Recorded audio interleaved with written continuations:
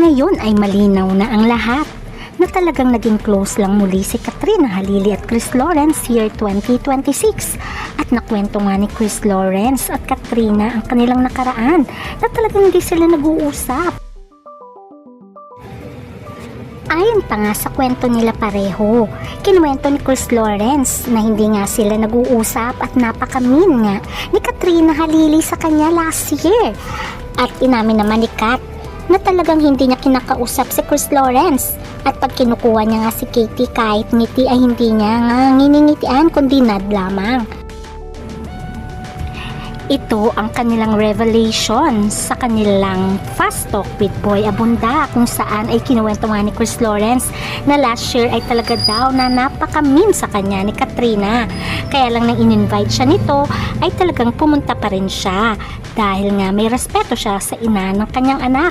At the same time ay medyo nagpakumbaba na nga si Kat sa kanya at dito na nga daw nagsimula ang lahat. Ating alamin kung may balikan na nga ba at posibilidad na mabuo ang kanilang pamilya. At si Katie na nga ba ang daan para magkabalikan ang kanyang mama at papa? Ating alamin.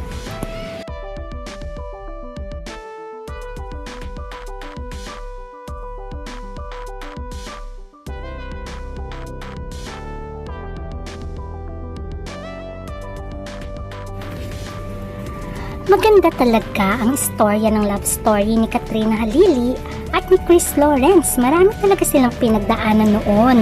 Kaya naman maraming umaasa magkabalikan sila. Alam naman natin maraming pinagdaanan si Katrina Halili at nasangkot nga din siya sa scandal noon na nandyan lamang din si Chris Lawrence sa kanyang tabi.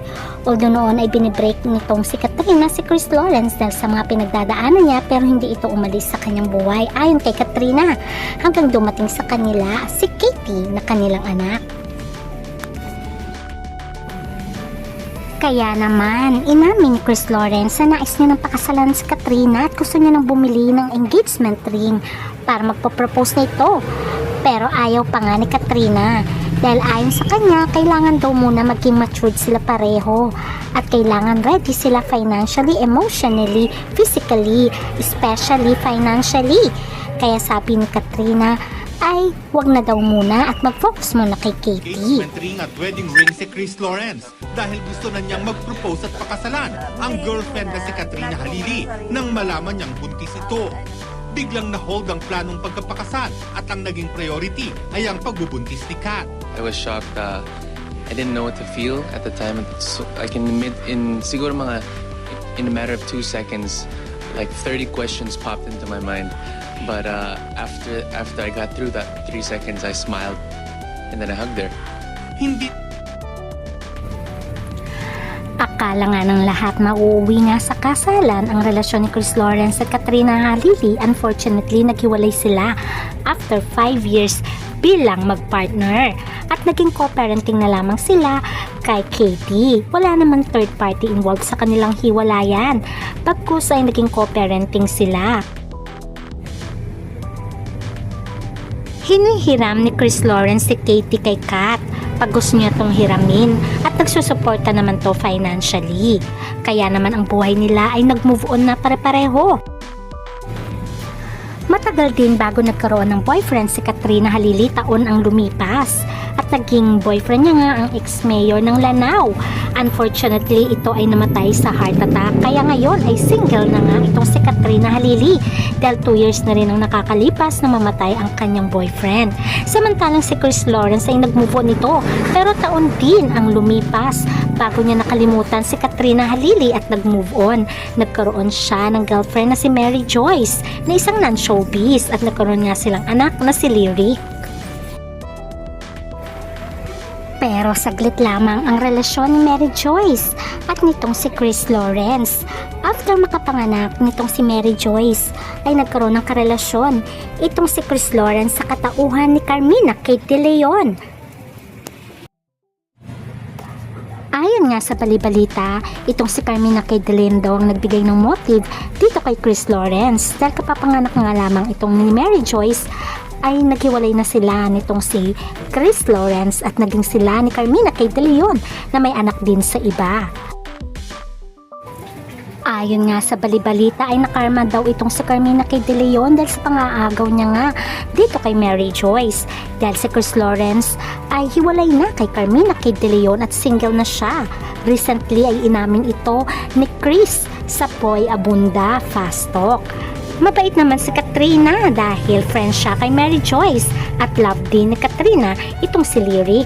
Kaya sabi nga nila ay dapat lamang daw si Chris Lawrence ay mapunta kay Katrina Halili dahil ito naman talaga ang minahal niya ng totoo. Ayon pa nga kay Mary Joyce ay maging happy na lamang daw tayo sa kanila. Ibig sabihin ay in good terms naman sila ni Katrina at sabi nga ni Mary Joyce ay okay sila ni Katrina dahil love na love nga ni Katrina si Lyric at nagpapasalamat siya dito. Although marami pa rin namang bashers at syempre hindi pa rin nakaka-move on itong si Carmina kay De Leon. Understandable naman yon dahil 5 years din naman sila ni Chris Lawrence. Pero sabi nga nila aanawin mo ang pagmamahal na yan. Kung wala ng pagmamahal sa'yo, dapat i-give up mo na yung tao at mag-focus na lamang daw siya sa kanyang mga anak. Dahil halatang halata naman si Chris Lawrence na masaya siya at kinikilig pagkasama niya si Kat at pagkasama niya ang kanyang anak. Buo sila, ay makikita mo ang real happiness at ito ay hindi mapapalitan ng anuman dahil ang real happiness ay makikita lamang pag nakikita niyang buo ang kanyang pamilya. Pero syempre, ang wish din ng lahat na sana itong si Katrina ay i-open mo na ang kanyang puso kay Chris Lawrence. Dahil alam naman natin na si Kat ang nakipaghiwalay kay Chris Lawrence. At sabi nga ni Chris Lawrence sa kanyang kanta kay Katrina, I'll risk it all for you. Kaya naman ang dalangin ng bawat isa ay sana nga mapunta sa kasalan ang kanilang relasyon at ito rin naman ang wish ng mama ni KL. Noon pa man ay talagang nais niya na si Katrina. Panoorin. God bless Katie, always, and we all love her. For Katrina. And for Katrina, thank you so much for loving my son and giving us really beautiful granddaughter, and I love you. At syempre, kung love ng parents ni KL si Katrina Halili ay ganun din naman ang mama ni Kat. Love din niya si Chris Lawrence. At nung pumunta pa nga sila sa El Nido ay nagpasalamat pa nga si KL sa mama ni Kat dahil sa pag-aasikaso sa kanila. At talagang nandyan ang mama ni Kat para suportahan ang KKK family na naghanda pa ng maraming handa na sila ay magkaroon ng outing at meron silang island hopping sa El Nido. O diba ang sweet nila? O diba, kita naman ang pagmamahal ni Chris Lawrence dito kay Katrina Halili. At talaga naman, makikita pa rin naman ang pagmamahal nila sa isa't isa. Ayaw man nilang aminin ito, ay sadyang nakikita sa kanilang mga mata at actions. Kaya naman ang kanilang anak ay wish talaga na magkabalikan sila, kaya siya nang gumagawa ng way. At lagi niyang kinukulit ang mama at papa niya na kiss daw ang mama niya. O diba, kita sa reaction ni Katie ang saya at ngiti. Diba naman, kaya sana nga ay magkabalikan na ang dalawang ito. Alang-alang kay Katie, pero halata naman love pa rin nila ang isa't isa. Siguro hindi lang nila ito minamadali, one step at a time, tulad sabi ni KL. And trust the process. Yun din naman ang nais ni Katrina. Ayaw niyang madaliin ang mga bagay-bagay.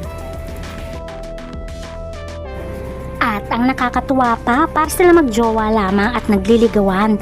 Dahil mostly ay si KL ang nandeliver kay Katrina at kay Katie at binibilhan nga niya ng gamit sa bahay.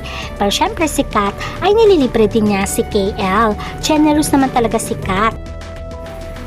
Kaya sabi nga nila nagliligawan itong dalawang ito o baka boyfriend-girlfriend na. Kaya naman sana ay mauwi talaga sa forever ang relasyon ni Katrina at KL. Yan ang wini-wish ng karamihan. Especially siguro si Katie, yan ang pinagdadasal na magkabalikan ng kanyang mama at papa. Tulad nga ng sinabi nga nila noon, sabi nga daw ni Katie ba't hindi nalang matulog ang kanyang papa sa kanilang bahay. Ngayon ay very happy si Katie dahil laging magkasama ang kanyang mama at papa. At Tulad ng sinabi ni Chris at ni Katrina, very grateful sila sa mga bagay-bagay. Simple things ay na-appreciate na nila. So, ibig sabihin, nag-mature na silang pareho. At sana nga ay mauwi na talaga sa kasalan at forever para buo na ang KKK family. Hanggang sa muli, bye!